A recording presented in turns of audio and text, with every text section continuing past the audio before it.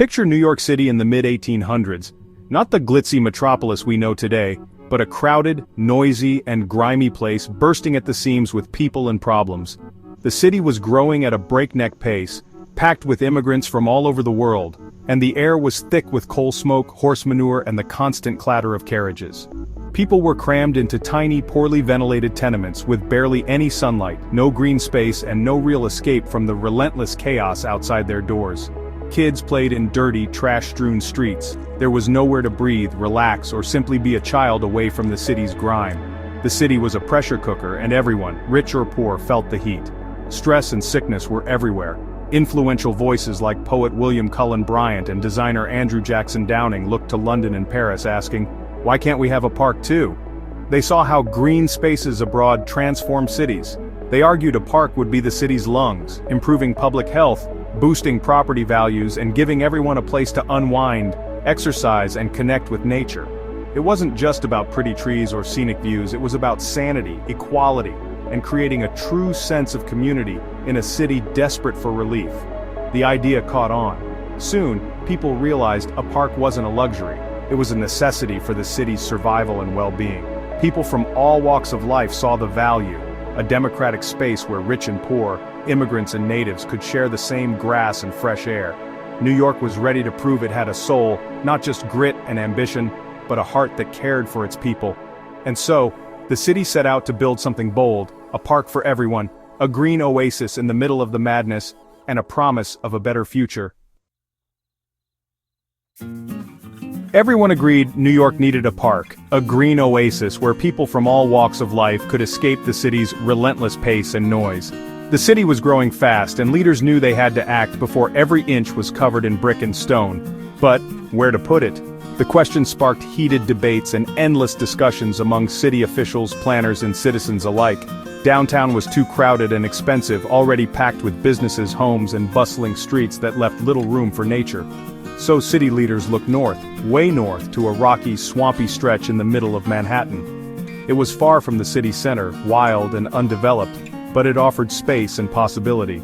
This land was home to small communities, including Seneca Village, a thriving black and immigrant neighborhood where families built lives, churches, and schools.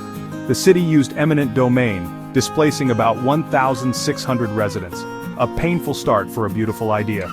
The loss was profound, and the memory of those communities remains part of the park's story. With the land secured, the next challenge emerged. What would the park look like? How could it serve everyone in the city? In 1857, a design competition was launched, drawing 33 proposals from top architects and dreamers, each with their own vision for a new kind of public space. The city wanted more than just trees, they wanted a masterpiece, something practical and beautiful. Some plans were formal, with grand promenades and gardens, others wild and natural, inspired by the countryside. But all aimed to create a natural escape in the heart of the city, a place where anyone could find peace, play, and fresh air.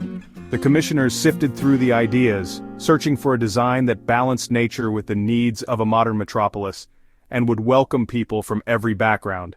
They needed a vision that would last for generations, shaping the city's future and inspiring those who came after.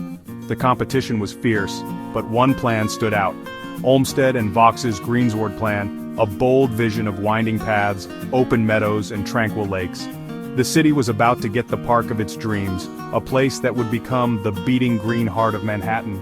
And it would change everything, transforming not just the landscape, but the very spirit of New York City for generations to come. Enter Frederick Law Olmsted and Calvert Vaux, the dream team of landscape design. Olmsted, a visionary with no formal design background, and Vaux, a skilled architect, joined forces for the competition. Their Greensward plan was pure genius. They designed winding paths, rolling hills, and scenic vistas to make the park feel like a true escape from the city grid. Their most brilliant move? Sunken transverse roads, hidden traffic routes so visitors could enjoy peace without city noise. They separated footpaths, bridle paths, and carriage drives, making the park welcoming for everyone. Every detail was about harmony between people and nature. The plan wasn't just about landscaping, it was about creating an experience. Olmsted and Vaux didn't just design a park, they designed a feeling of peace in the middle of chaos. That's why their plan won. And that's why Central Park feels like magic. Winning the contest was just the beginning. Now came the hard part, building the park.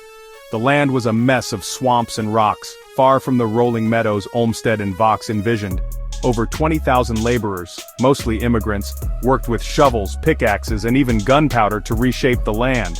They moved nearly 3 million cubic yards of earth, drained swamps, and hauled in topsoil from New Jersey. More than 4 million trees, shrubs, and plants were added. The project faced endless challenges: funding battles, labor disputes, and even the Civil War. Olmsted, as superintendent, kept the vision alive, managing every detail. Fun fact: a flock of sheep once grazed the meadows, serving as the park's original eco-friendly lawnmowers. The sheepfold where they lived is now Tavern on the Green. After nearly 15 years, the transformation was complete. What was once a muddy wasteland became a green paradise. Central Park was born. Central Park didn't freeze in time. It evolved with the city. Early days saw genteel carriage rides and ice skating. Later, the park added the carousel, Woolman Rink, and more. It became a stage for massive concerts, rallies, and festivals. Simon and Garfunkel, the Pope, and countless others. The park starred in movies and TV, becoming a symbol of New York itself. But it also faced tough times. By the 1970s, it was neglected and unsafe. In 1980, the Central Park Conservancy formed, partnering with the city to restore the park. Millions in donations rebuilt lawns, replanted trees, and revived historic structures. The park bounced back, more beautiful than ever. Today, it's a model of public-private partnership and urban resilience. Central Park is where New Yorkers come together, to celebrate, to protest, to heal. It's a living testament to the city's spirit, and it's never looked better. Think you know Central Park? Think again, this place is full of secrets. Check the cast iron lampposts. The 4-digit code tells you your location. First 2 digits for the cross street, last 2 for east or west side. Lost? The lampposts are your old-school GPS. Up north in the ravine you'll find hidden waterfalls. Man-made, fed by city drinking water. Designed to mimic the Adirondacks. There's even a secret train platform, Track 61, under the Waldorf Astoria, built for President FDR to travel in secret. Not technically in the park, but part of its hidden history. At Bethesda Terrace, a whisper in one arch can be heard perfectly in the opposite arch. A natural acoustic marvel. These quirks weren't all planned, but they add to the park's magic. Central Park is layered with stories, surprises, and hidden wonders. Every visit reveals something new. It's a place of discovery, not just scenery. The park's secrets are waiting for you. Go explore. After all these years, why does Central Park matter? What makes this patch of green, right in the heart of Manhattan, so essential to the city's identity and spirit? It's the city's backyard, a place where everyone, rich or poor, can share the same space.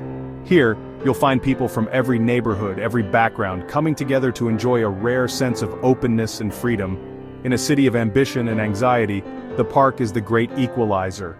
It's where the city's energy softens, and strangers become neighbors, if only for a moment. It's where kids learn to ride bikes, couples fall in love, and artists find inspiration. Every day, new stories begin here, woven into the park's living history. The park is a constant in a city that never stops changing. Through every season it offers a familiar comfort, even as the world outside transforms. The skyline shifts, but the sheep meadow and the ramble remain. These green spaces are timeless, offering a sense of continuity and belonging. Central Park is New York's ultimate stress reliever, a sanctuary of green in a world of gray. It's a place to breathe, to pause, and to reconnect with yourself and nature. Walking under its trees, hearing birds instead of sirens can change your whole day. It's a reminder that peace can exist even in the busiest city. It's essential for the city's health and happiness. Whether you're running, meditating, or just watching the clouds, the park gives everyone a chance to recharge. Central Park is the heart of New York, a masterpiece of design and a monument to civic vision. Its paths and landmarks are woven into the city's story. It proves that even in the densest city, we need nature and each other. The park is a living example of what happens when a city chooses to invest in its people's well-being. The park isn't just in New York. In many ways, it is New York. It's the city's soul, open to all and always waiting for you. And that's something worth celebrating, today, and for generations to come.